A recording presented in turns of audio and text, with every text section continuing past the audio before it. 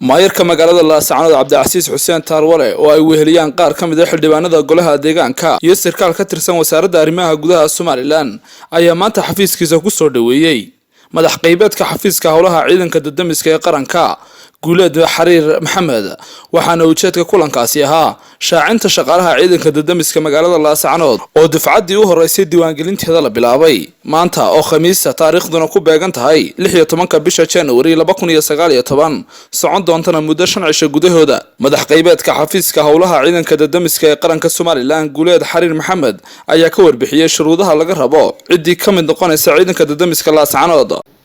waxaan halkan ka naadinaynaa in xubno cusub loo qaadan doono ciidanka dadamiska qaranka Jamhuuriyadda Soomaaliland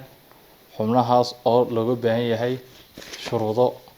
sida ku cad xeer hoosaadka ciidanka dadamiska shuruudahaas oo ay ka mid yihiin kow qofku waa inuu yahay qofka codsiga soo xareysanaya inuu yahay muwaadin reer Soomaaliland ah laba waa in aanu xukun maxkamadeed ku dhicin muddadii u dambeysay laba ilaa 3 sano u dambeeyay inaanu wax xukun maxkamadeed aanu ku dhicin saddex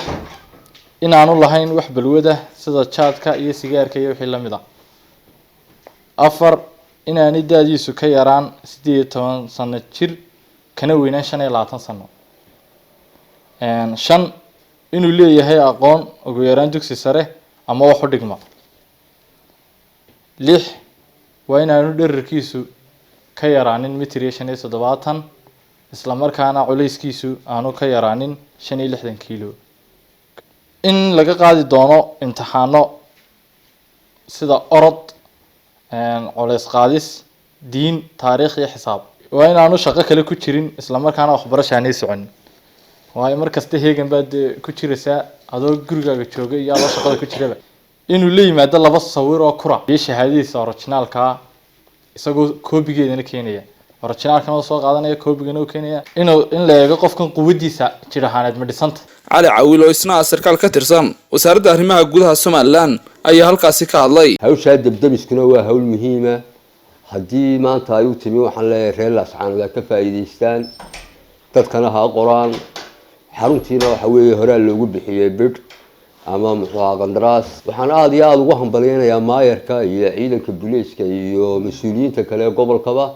nabadgelyada maanta Laascaanood ka muuqata maayarka degmada Laascaanood Cabdicasiis Xuseen Maxamuud Taarwale ayaa bulshada magaalada Laascaanood ugu baaqay inay ka faa'iideystaan isla markaana buuxiyaan shuruudaha laga rabo halkan waxa laga ilaaminayaa dhalinyaro loo qoriyo ciidanka dadamiska ee magaalada Laascaanood intuu dhalinyarada yahay inuu shaqeeyo baa muhiim ah halkan waxa ku qoran shuruudo badan oo qofka laga doonayo waxaan rajeynaynaa intii calafkoodu noqoto in ciidanka dadamiska loo qaadan doono iyadoo cidii shuruudaha buuxisana ciidanka loo qori doono waxa la qaadanayaa dhalinyarada la qaadanayaa waa 25 xubnood waana kuwii horeeyay idinkana dhalinyaro waxaan leenahay laga faa'iideysto waa 25 ugu horeeyay shuruudihiina taliyaha inuu akhriyay